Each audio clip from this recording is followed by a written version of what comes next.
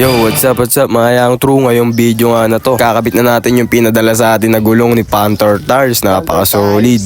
Woo! Panther Tires! Panther Tires! Di Sinbad Knox.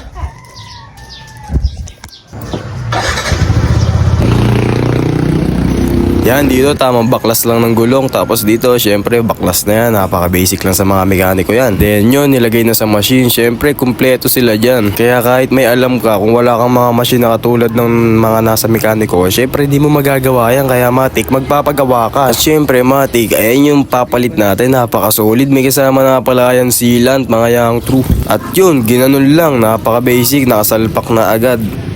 So ayun na mga yang true, napakabitan natin yung Panther Tires na pinadala sa atin. Napaka-solid. Ayun na guys, pakita ko sa inyo kung ano yung tsura. Ayun siya mga yang true, kita nyo naman, sobrang solid. Kakauwi ko lang yan, ngayon pa lang nagamit yan. Oh, makikita nyo naman, sobrang kapit yan. Siguro makapit yan. Marami siyang lining, ewan ko may connecta yun. Basta parang makapit naman yan. Tapos tubeless na yan, syempre naman matik yan.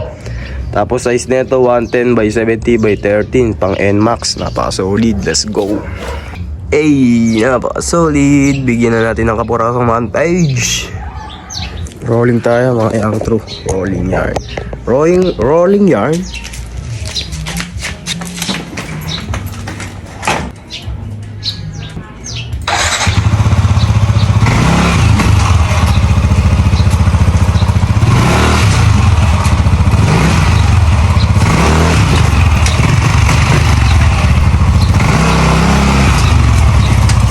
Lang, let's go.